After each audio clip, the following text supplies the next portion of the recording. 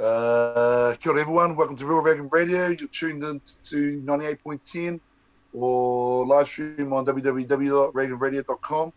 This is the Real Raglan Radio Show. We've got an interesting guest in the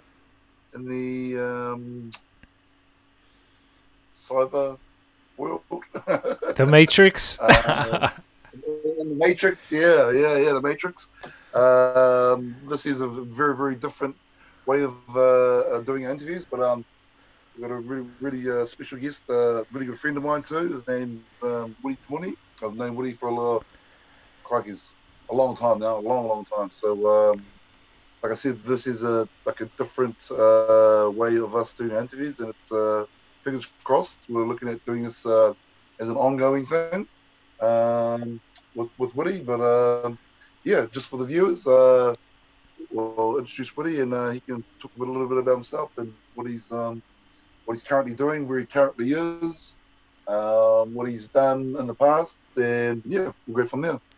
Wow. Kia ora, brother. Good to hear from you once again. I think the last time that I saw you was when we went for a dive in Raglan, the diving dojo for some power and kina, which was awesome.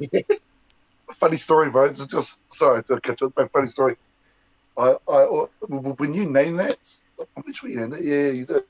I always tell people that, man. If you can dive on the West Coast, you can dive anywhere. Exactly. I tell people there too. If you can dive, on the West Coast, especially in Raglan, where you've got orcas and you've got all the big, massive surfing waves. I mean, if you can dive and get some kina and power, man, you can dive anywhere in New Zealand,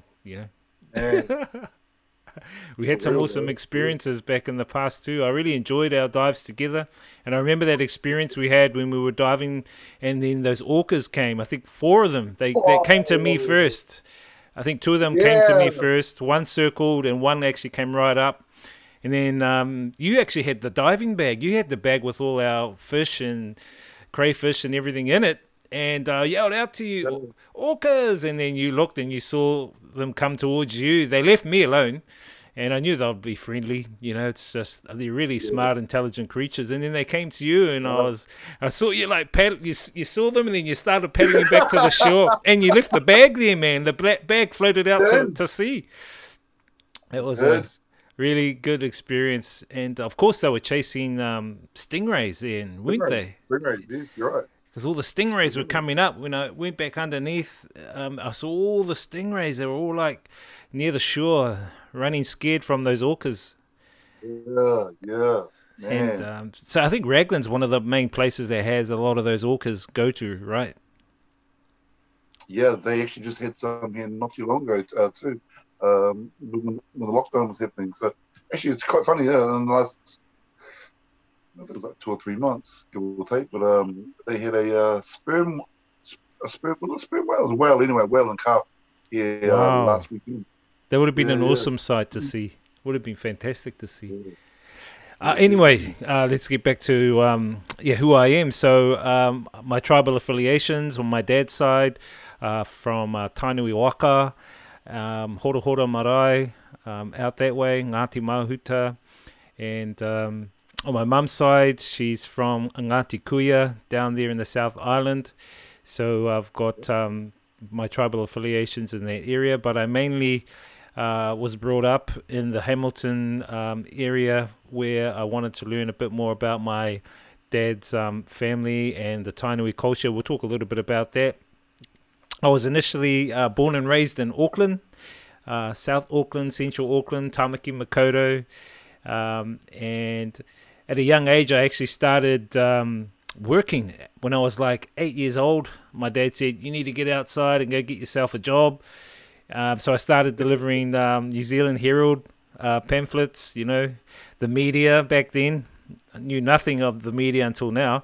And then I started doing milk runs, because back then we used to, have the glass bottles. So we'd be running with bottles and delivering milk and tokens and, all that kind of stuff.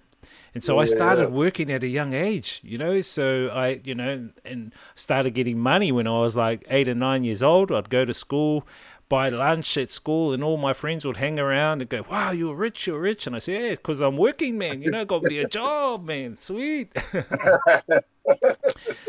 And so at a young age, my dad taught me how to be independent, and to get out there and check out the world. And it was like a kind of a business opportunity as well, and being responsible. So, I bought my own books when I went to school, my own uniform, that kind of thing, which helped me in my later life, which I'll talk about as well. And so throughout the 80s and 90s, I had some really interesting times, that was the time I think gaming was really good back then. And there were other things in the culture of like hip hop, like breakdancing. That was a real huge thing back then, breakdancing. I remember being with one of my cousins. His name was Marty. He was part of the Freakazoids from Onehunga. And they took out the national breakdance comps. And I think the move they did was he spun someone on his head, and that actually got them to win the national championships from back in the day. So that was one of my cousins. So I was brought up around that culture in Onehunga, Auckland. And gaming, when Street Fighter came out, that was one of my games. I used to hang out with a lot of the friends at the shop playing on the arcade games. And back then we didn't have internet, so we had to keep playing to actually know how to play the game. These days, the kids can look on YouTube and watch a YouTube video. They can pick the game up in a day.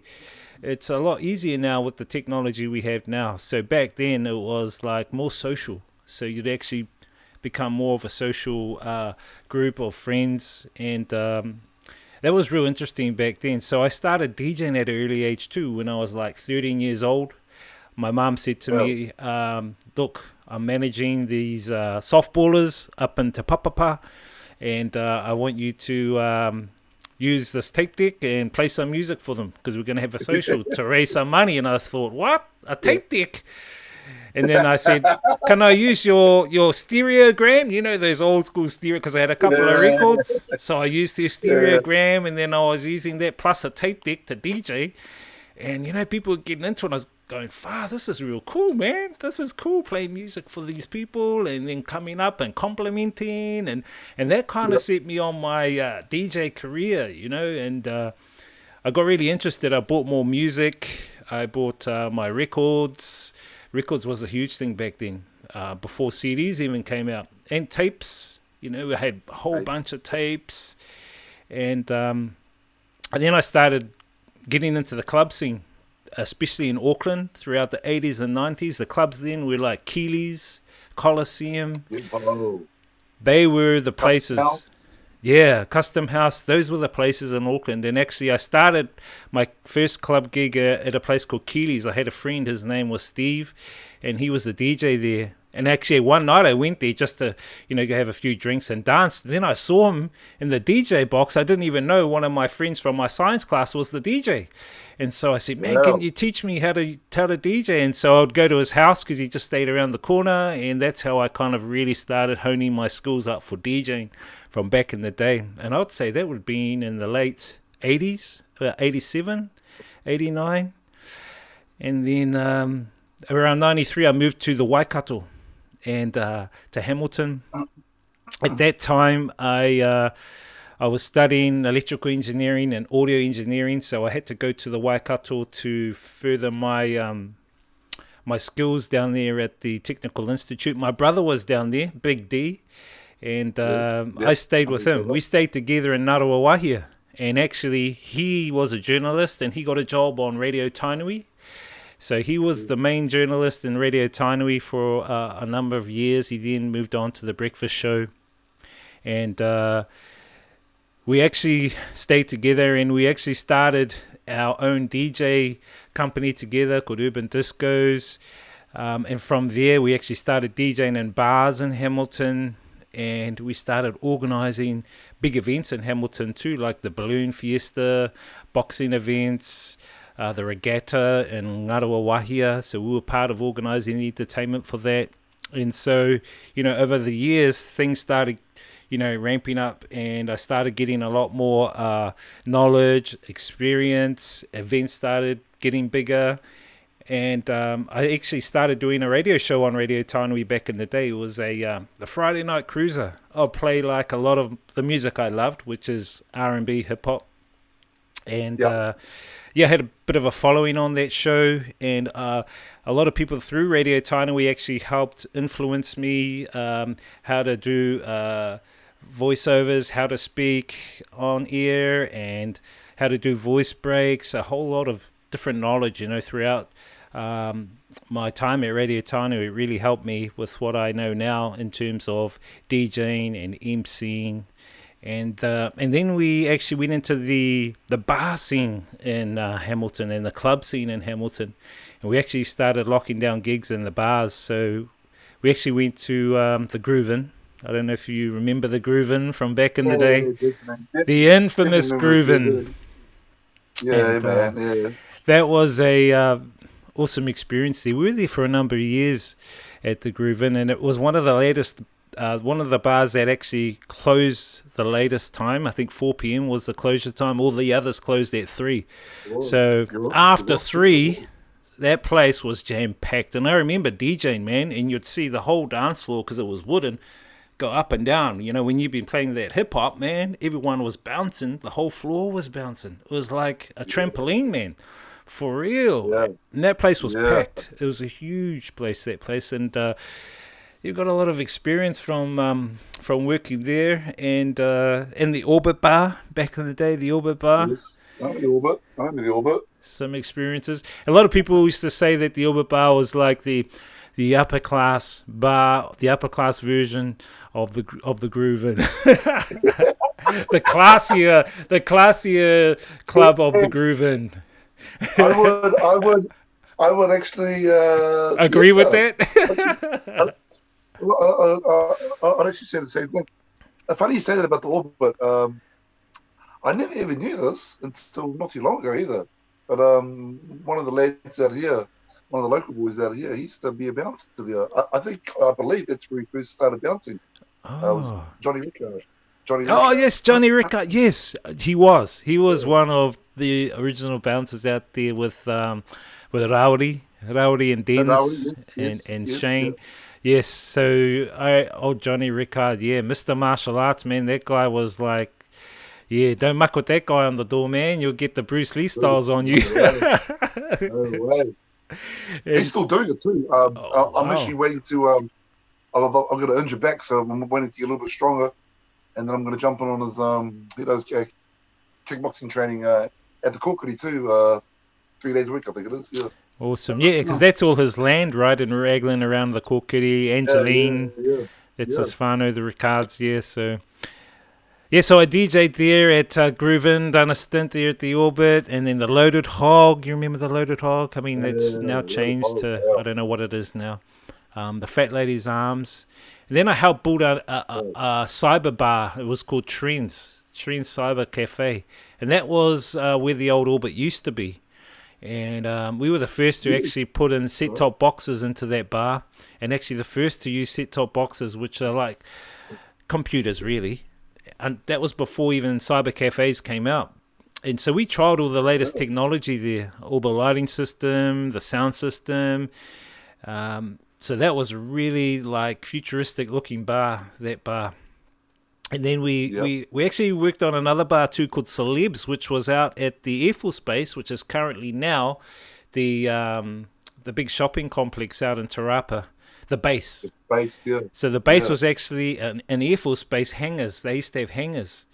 And so there was like a club there that we created too called Celebs. So it was apparently for celebrities to come and mix and mingle. And that actually was run by old Howie Morrison Jr. So he was actually, he was teaching there at the base. And I think he was teaching cultural arts, performing arts, and he was running that there. So we worked with him there. And I'll tell you a funny story too. To be the DJ at that bar at Celebs, we had to have a DJ competition. And so me being the DJ, my brother being the MC, and we've been that combo for years. So he's the MC, I'm the DJ. And our competition was our brother Braden Bryars. Yeah. Him and I forgot the name of the other guy that was there. There was a couple of them there. But What year anyway, were you talking? I What is it? Was it 94, 95? yeah, it would have been around that time. It would have been in the mid 90s that time. Um, Yeah. and we I'm, actually I'm, I'm just trying to think of who the other DJs would have been back then. For Freeman, he would have been. I'm not sure if he was part of it, but no, it was Braden Bryce. He was part of a group back then called Indian Productions, and I forgot oh the name of the wow, guy that his DJ partner back then. But anyway, we won that competition, so we were the DJs set for that place. And then that was interesting. We did stints also at the Wailing Bongo. I don't know if you remember the Wailing Bongo at the man, I university. love the way. Oh, man, sorry, man. A quick little story. This Waiting Bongo actually just came up 2 weeks ago on someone put a post up about all the old school clubs. And I said, man, Wailing Bongo always reminds me, even to this day, of when I first seen Super Groove and Shay Fu. This was just Super Groove, not the Super Groove group. Yes, You know what I mean? yes, the original. They were Yeah, still climbing the ranks, yeah. even Shay Fu and Wailing Bongo. Actually, and also a hip hop group the same night, which was Rough Opinion, which was Koss and Field Style, I think his name was. Samoan boys from Wellington. So, That place had some Wailing awesome Bongo. events. That Wailing Bongo had some great events back then. And we also done stints at the Hilly. Remember the old Hilly? Yes, This was the man, one. Ellie. Who used to be the owner of that? Not Richard Wasn't Bates. it It was Richmond Hollis? Oh, Hollises. Yes, the Hollises. They were the Yeah, ones. And they had some really great ideas. And I used a lot of those yeah. ideas they had for future bars that I actually built and helped work in. Oh, well. They had Yeah. really good ideas. Oh, sorry, but that Hilly it was I wouldn't say weird, but it was like you had the bar where all the working men and the tradies all went and all the, but then the back was sort of like Students. sort of like a groove in, Yeah. sort of, Yeah. but like more, it's just sort of half and half because you get all the goon students, but I reckon the Hilly used to go off, man. That I used to think rock. they were trying to target different markets. So the front of the Yeah, hilly would be for the working class, a lot of the older uh, yeah, you're right. genre of people, the older crowd. And then the back area, which was a lot bigger, was mainly for, I'd say, the students, the younger crowd, Students. where they'll have Yeah, bands, they'll have events, DJ events, and yeah. and that was really interesting back then. And then you got the Outback as well. All these old school bars in Hamilton. The culture back then was really interesting. Um, and I got involved in the hip hop scene in Hamilton and collaborated with a few people back there, in terms of DJs, brother DJ Militia, old Stacy, and then, old Freeman, brother Freeman, and then Tyner, and then you've got DJ Ice, old Paulie, and then you've got Jay. So all of these guys are in the music industry too. So back then, we've been young, there was a bit of competition and rivalry as well between some of the DJs and also some of the clubs. I remember I was DJing at the Groove Inn, and then Paulie, DJ Ice was at like the Orbit. And I remember putting up Yeah, that's posters of our events of Groove Inn, because we'd have a band, we'll put our poster up. And then the next day we'll walk by and we'll go, hey, what the heck? There's an Orbit poster over our poster. And so we'd get another Groovin poster and put it over their poster. So there was a lot of that kind of rivalry that actually went on back then, and being young and naive, you get sucked into the culture of competitiveness and that kind of thing. But it teaches you some good skills. And then funny, I talk about that now because I teamed up with Paulie, DJ Ice, and my brother, and we formed actually a group called GS3, which was the three of us. So me and Paulie were the DJs, my brother was the MC. So, after years of being in competitive clubs against one another, we actually teamed up and became a crew, a DJ crew, which we traveled around the country. We'd done gigs for Vodafone with Severe and all sorts of other celebrities, Adija and that. So it was a really good time during that time. And I want to also talk about our time in Hamilton in the hip hop scene. We actually got involved with Phil Fuimana. So ran a few of these bars. We brought events to these bars, so we connected with Phil Fuimana, and man, he was a really good, down-to-earth guy, and he was a real businessman too. You had to be real careful of that guy. He was a real businessman. He'd bring his artist along. You've been promoting the event, and then just before the artists go on, he'll change the price. So he'll lay those. He used to lay those ones out on you.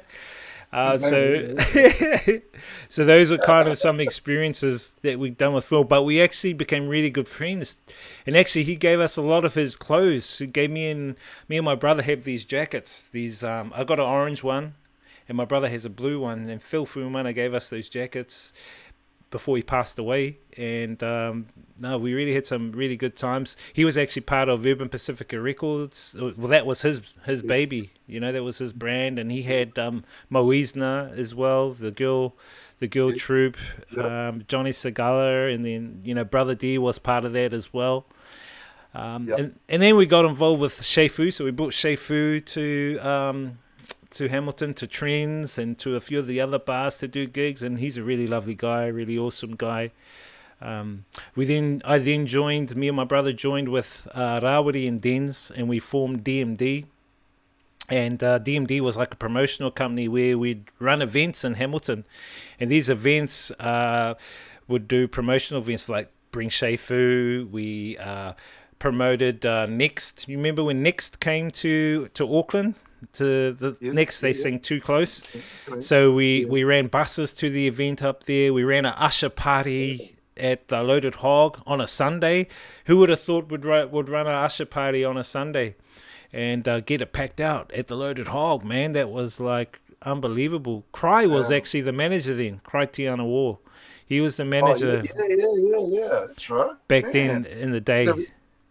Yeah. So I used to DJ at the Hog on Saturdays, and so I was sort of like the go-in guy to get our DMD into the Loaded Hog to Cry, and he kind of was a bit skeptical of our event, that usher party, because he thought it's a Sunday. Usher party is kind of like, he's a black artist. This is kind of like a grey bar, so he was kind of skeptical, at that time. And then we said to him, look, we're going to have a band outside. And he goes, what? A band where? And I said, there's an area outside that we think you should get a marquee for, create a marquee, and then we'll get a band and put a band outside, and inside we'll have DJs for this usher party. And he kind of was real skeptical about it, but he did it, and I tell you what, that Sunday went off. It actually basically got sold out, bro. That Sunday night got sold out, and that idea that we had, where that canopy outside idea is now being used, had been used right through till now. Even today, they still use that canopy outside. The band we had back. Sorry, bro. I was just going to say that's still there right now. That's unbelievable. They're still right now. Yeah, so that was our idea from the usher party. And the band we had that night was Mama Said. Do you remember Mama Said? Yes, I know. Yeah. It was a rock. Was it a rock band? Yeah, so we had the rock band outside, and inside we had the usher party. Bro, people loved the mix. It was like, we had hit the right spot for that event, and it went off, bro. It went off. So that was really I went back to Auckland, Hamilton last year in June, and I saw that canopy, and I thought, man, that canopy is still up there. That idea is still there that we actually started with. It's still there, and that's good. It's a positive contribution to like the culture of music and hip hop in Hamilton. And the Hamilton DJ scene. I think the popular DJs back then would have been, you had the Freemans, you had the Rick Rushes, the Bradens back then. Actually, I'll tell you another funny story as well, bro, which actually leads to something real huge in Auckland. But I used to do a mix show, a radio show on Tainui FM. It was called the Friday Night Cruiser, and I used to play non-stop mixes on there. And at the same time, I'd be able to listen to other radio stations while I'm doing mine. I would quickly listen off air to other radio stations to see what they're playing. And one night, I remember Braden, he was on the Buzzard. Remember the Buzzard back in the day? I think so, yeah. The Buzzard radio station, which was in Hamilton, and he used to do a mix show on there the same time as I did. Anyway, I'd switch over and listen to him, and then I'd hear one of my mixes on his show, and I was going, what the heck? He's playing my mix on his show. How cheeky. What a cheeky dude. And I sort of had this kind of beef with him about it and stuff like that, you know. But, I mean, like, you know, we've forgotten that, you know, like forgiven him for all that. Now we're older now, all that kind of thing. But he worked on the Buzzard back then, and the Buzzard then became the Buzzard. They were based near where the Tainui Novotel is now. They were just a little bit further down near the post office. There was a post office. I think they were above it in an office opposite Garden Place. Right. Yeah. Well, the Buzzard actually became the Edge. And the Edge had people like JJ Feeney, Ian Stables. I knew all those guys.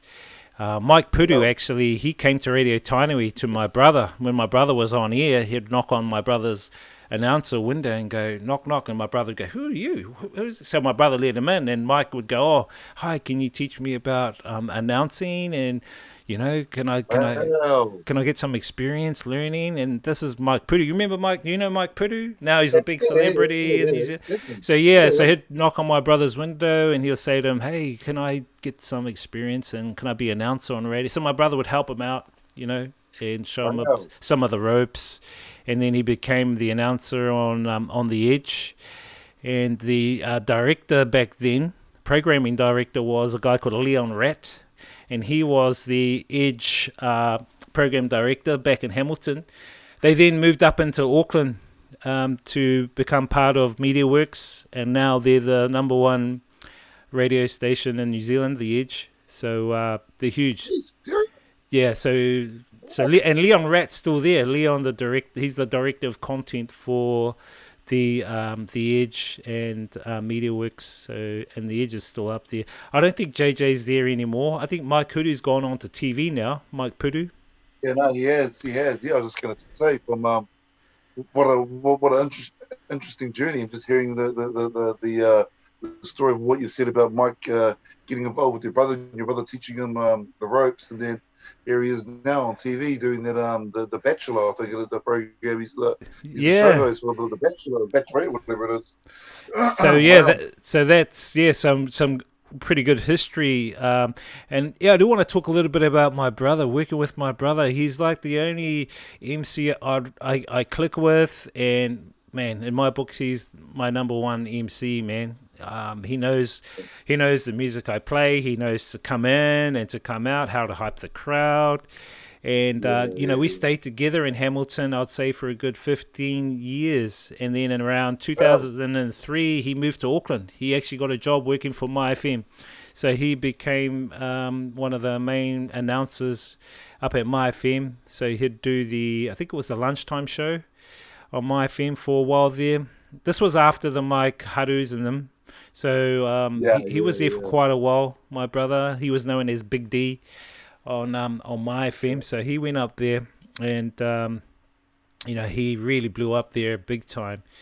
And then throughout the late 90s, I still stayed down here in Hamilton, and I DJ'd at some of the popular bars, which evolved from Groovin into Charmers. So Charmers was kind of like the Groovin and the Alex Bar, and then so you remember a lot of them, and we brought a lot of artists to those bars. I remember bringing Montel Jordan into some of those bars.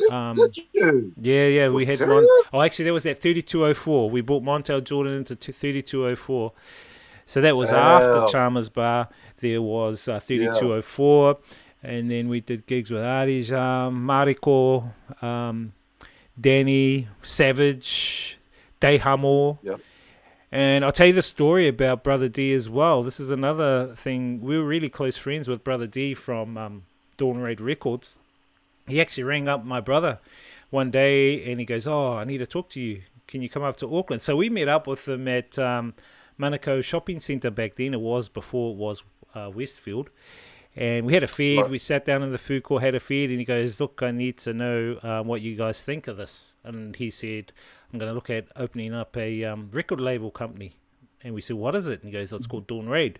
What do you guys think?" So we had a talk with him about it. Told him like, kind of our ideas of what we think. And he basically ran with it. I think he just wanted to get some kind of approval, just to like, because by then Phil Fuimana had passed away.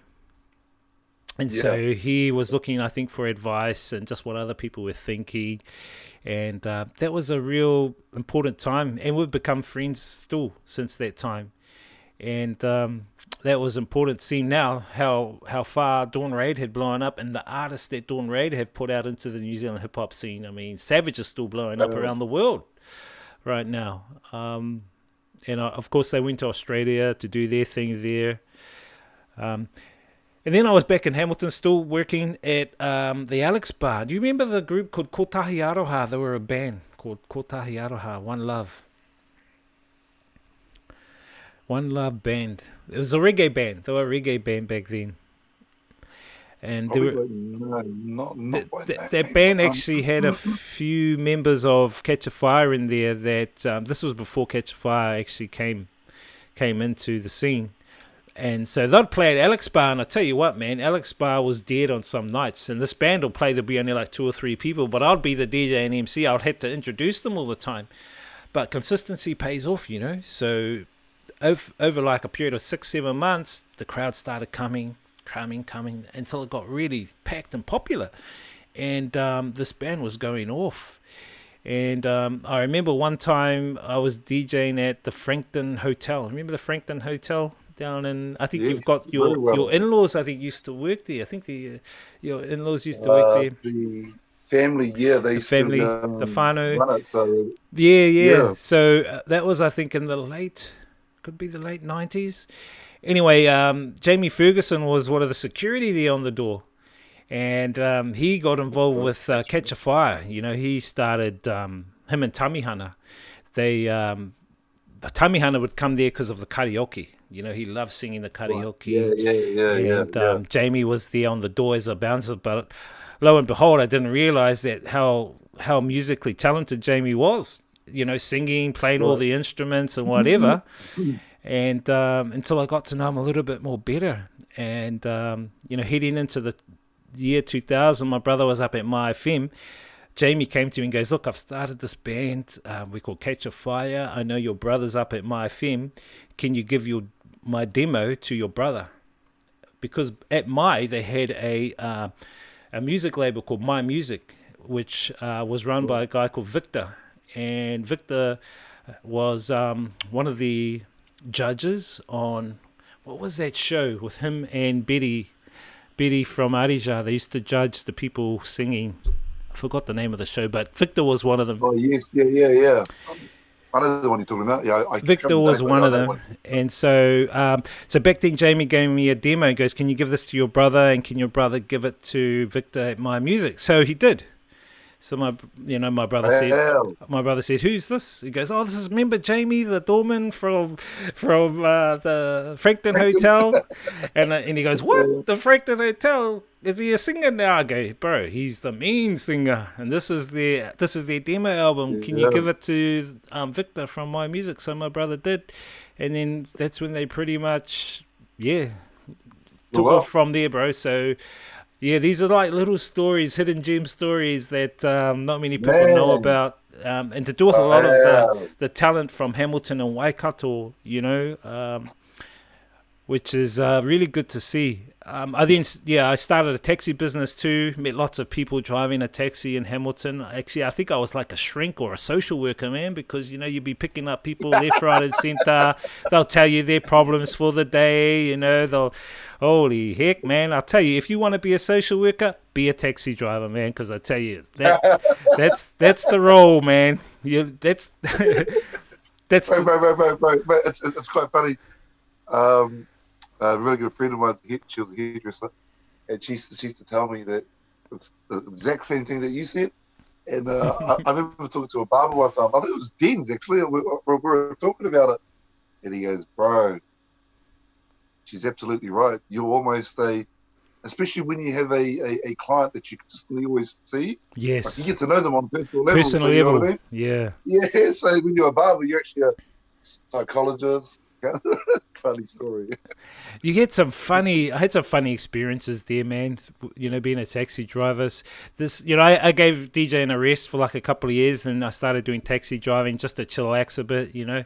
And it was good seeing how people really feel out there in the general public. You know, their problems, their issues, where they're at psychologically. You know, and there were some fantastic points and experiences for me back then. And so around 2001, it was kind of like my awakening trigger point for me, especially after like 9/11, when 9/11 happened. You know, I think that was kind of like an awakening trigger point for me. And it started me on this path of researching about our reality and questioning like the matrix system we live in. And yeah, so leading up to, say, the mid-2000s, I became more and more informed. I started researching more. I got involved with a few movements like the Zeitgeist movement. If people ain't seen the Zeitgeist movie, I suggest they see it. I think you've seen that movie. A lot of people say it's one of the most controversial movies ever, but actually the solution part of that movie is really relevant to what I'm involved with today in terms of a resource-based economic model, which is a world without money, a world where people can actually truly be free. And I like to actually talk about a lot of those topics in future shows that we have, you know, to give people some more insight into that kind of corridor, because I think it's really, really important. I then moved to the farm. And did you ever come up to the farm in Heartland? I did. Beautiful place. I came up there once. I think we were up there for a little while. We were doing something up, but definitely came to the farm just below the Bombay Hills there. Pokeno, in Pokeno. Pokeno, yes, yeah. And I transformed myself there, and I learned about organic food, permaculture, which is open source ecology. I learned about heart-based living with nature. I learned about edible weeds, remedies, and even worm farming. I had my own worms,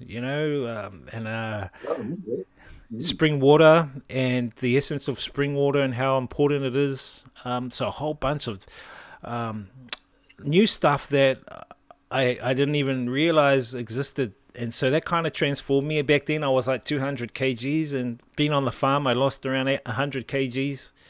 So my body became more healthier, my mind became more clearer. And I think, this was since that trigger point of my awakening around 2001. I then created Rainbow Project Media, which was like a media company, me and my close friend Rawiri Karina. And we also created some You Be the Judge radio shows. And those were actually heard on community radio in Hamilton, so Free FM. And I got involved with Free Man on the Land movement. I'm not sure if you heard about the Free Man on the Land movement.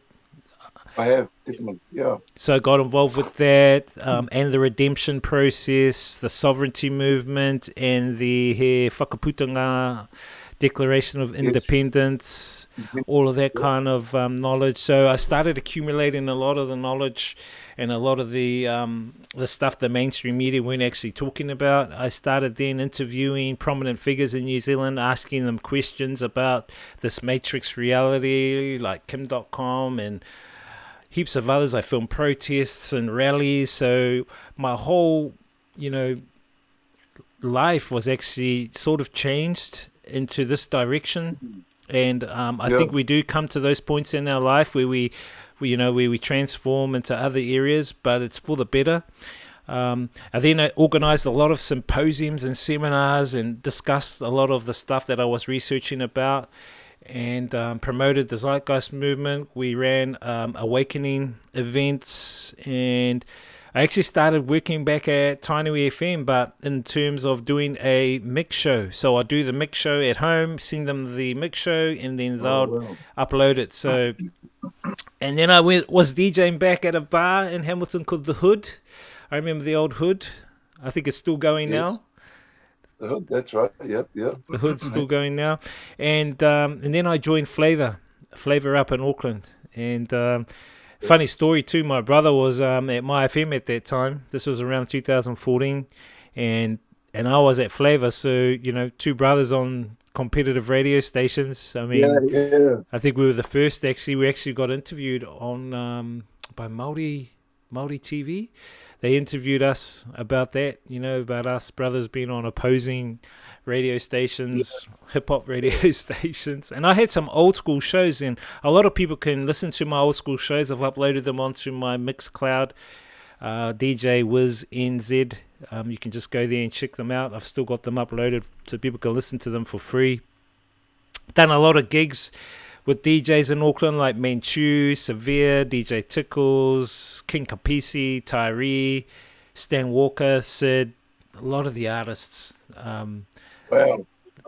So done a quite extensive range of events in Australia too, and around the country doing lots of shows.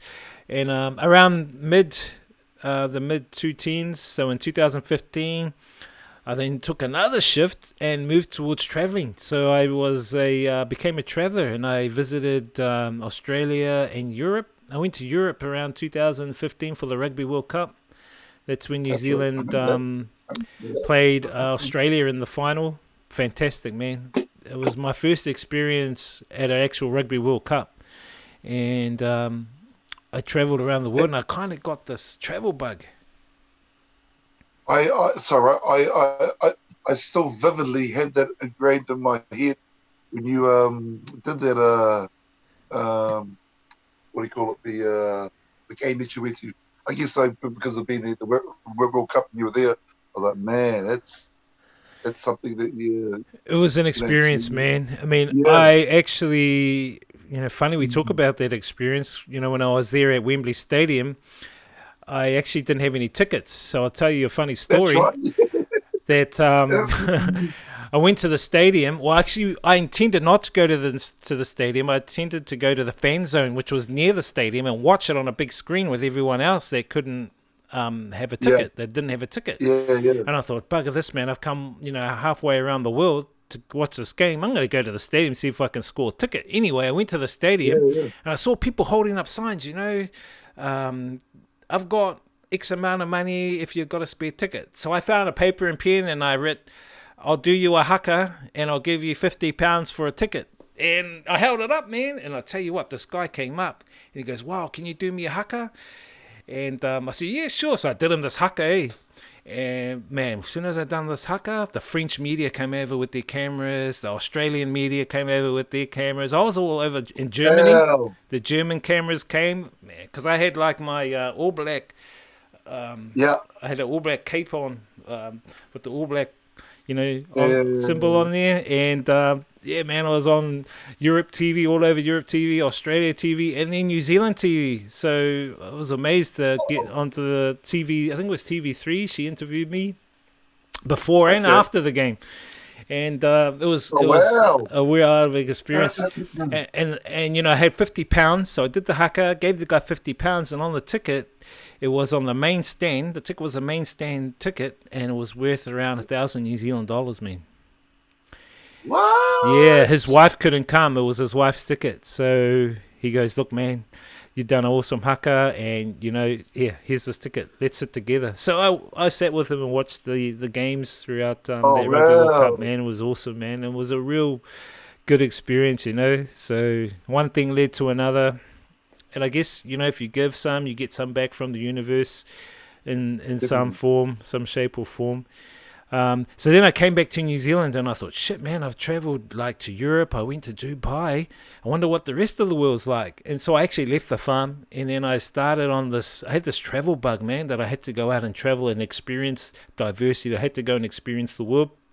And so I went to all sorts of places, man. I went to the islands, Niue, Vanuatu, Samoa, and then where else did I go? Southeast Asia, America, Hawaii, a lot of the Middle East countries, a lot of the European countries, and I think the best country, I can't think of what the best country is that I've visited so far. Maybe the best experience. The best experience is definitely the food. And I'd say the best food for me, I love the food in Thailand, man. If you've ever going to Southeast Asia, the food in Thailand is top notch, man. And I mean, the diversity of food is fantastic. The worst experience, I wouldn't say there is a worse experience that I've had, bro. I mean, there are some countries I've visited, like Cambodia and Laos. They're like the most poorest countries in the world. But the people, I found are very humble. They appreciate what little they have. I tell you, this experience that I had in Laos is that I got a bus. It was actually a 12-hour bus ride. Sorry, 20-hour bus ride.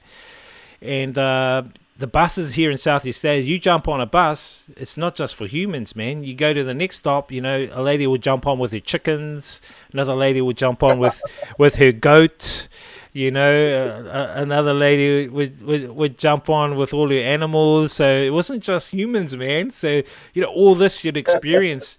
And in Laos, drugs are legalized there. So anyway, I was sitting on this bus in Laos, and I was traveling from, where was I going from? I think I was going from Luang Prabang to Phon Savon, and it's like a 20-hour trip, and you go through the mountains, beautiful scenery. Anyway, in the front seat was this old man, and he'd opened the window up, and he was smoking. And anyway, I could smell the smoke, and I was going, what the heck is he smoking? Man, this is making me wheezy. And then this guy next to me who spoke English, he was also from Laos. I said, what's he smoking? And the guy said, oh, he's smoking heroin. I was like, what? He goes, yeah, it's legal here. And this old guy was smoking it out the window, man, like. And I thought, holy heck! So yeah, that day I was kind of like a little bit wheezy, a little bit high, and you know, it was real funny because like the bus actually conked out. And so at one part of that ride, we all had to get out and push the bus to kickstart it. So that was a funny experience in itself. And there were no toilets along the way. The toilets were like, I call it the organic toilet. So the bus will pull over next to a bush. You just go in the bush and you pee in the bush. That's your toilet. Yeah.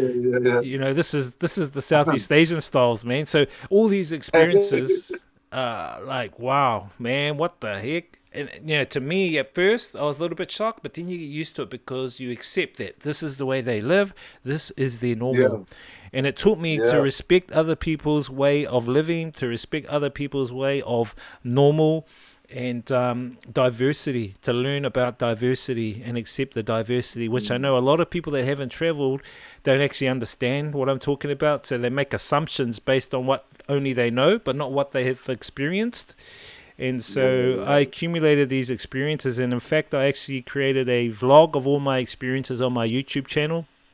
It's called DJ Wiz NZ, so DJ WIZ NZ on YouTube. You can go there, check out my trips from when I first traveled all the way up till now, and my social medias, DJ Wiz NZ as well on Facebook and Instagram. So yeah, they basically showcase my experiences, and I put them out there to help inspire people that you can actually go for your dreams if you want. They're there to go for, to have the courage to actually follow your dreams and your goals and your passions, and don't be scared.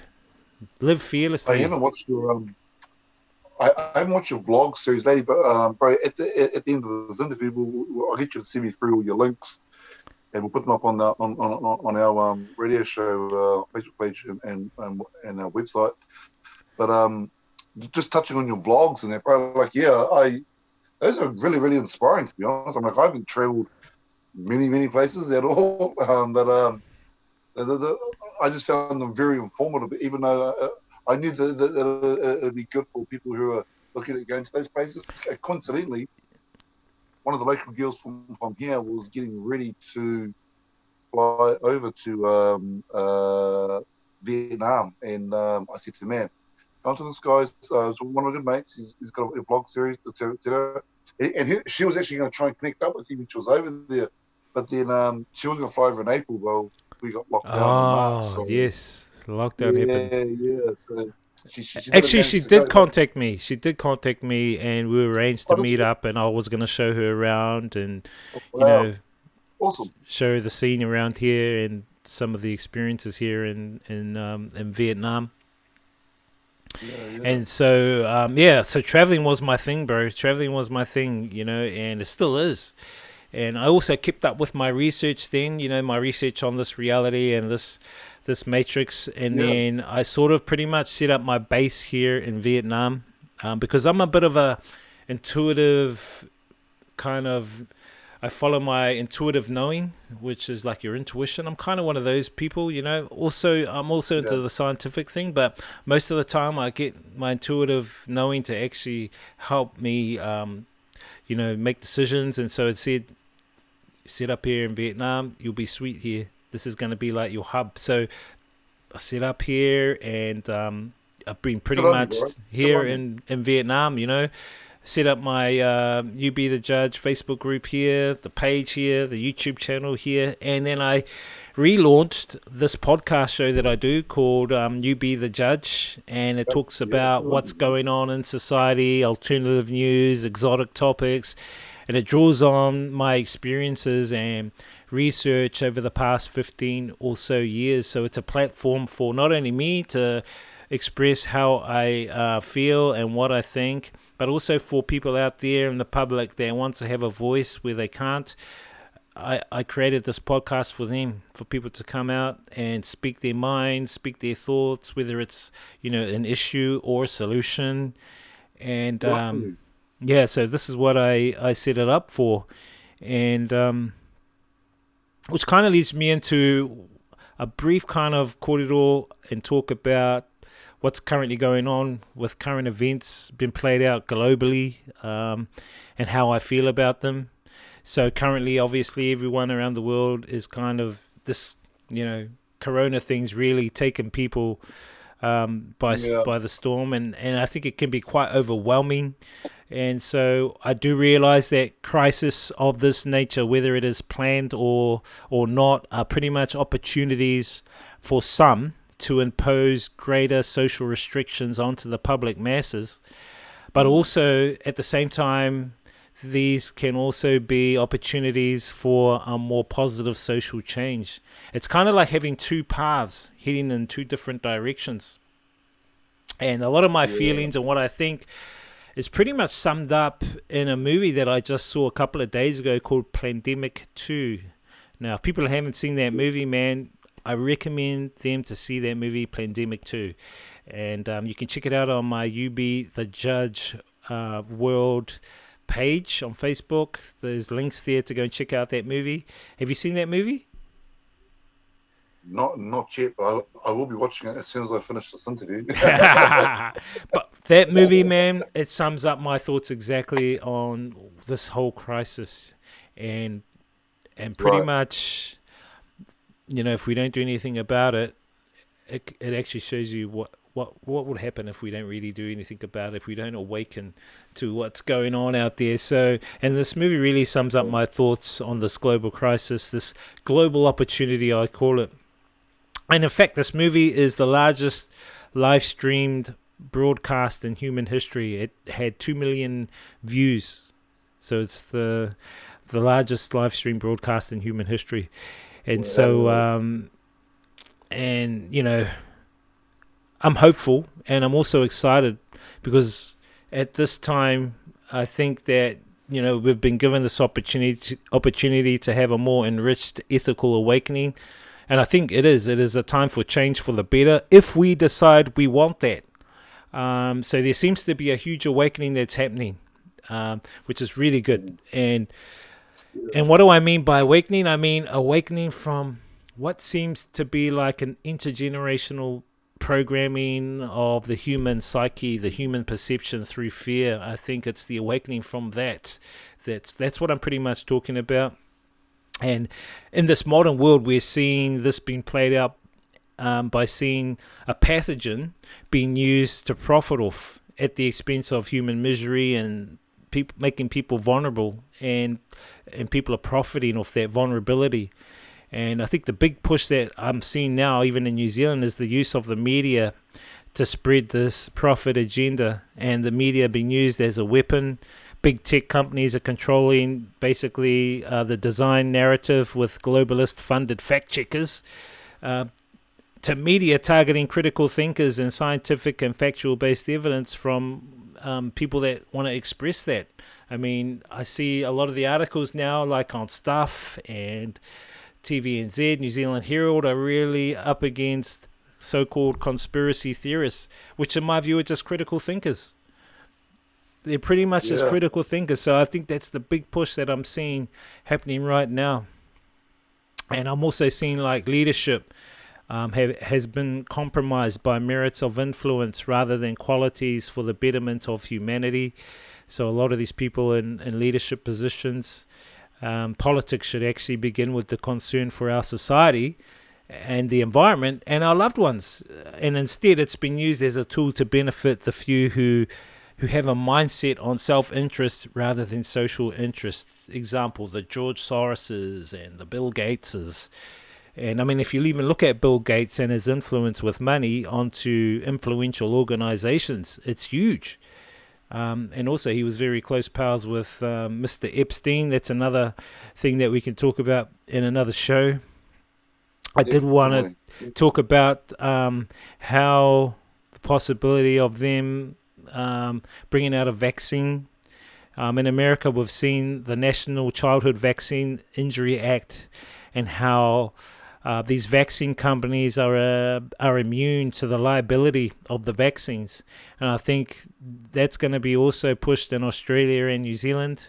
So we need to be mindful of what's going on in one of these Western countries, especially around vaccines, will actually be starting to be pushed onto the people. I mean, Aussie now are prepping to impose mandatory vaccinations on the public.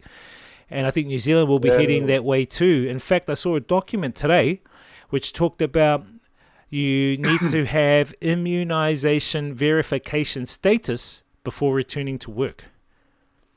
So they're actually going to look at doing immunization verification statuses before returning to work. And you can kind of like piece that together when they start really pushing for this tracing app. They want to push the tracing app. I mean, you're hearing it from everyone in the political arena now. So yeah, I don't want to go too much into details about that. We can leave it up, for another quarter or for another time. But I do want to leave some questions with people out there.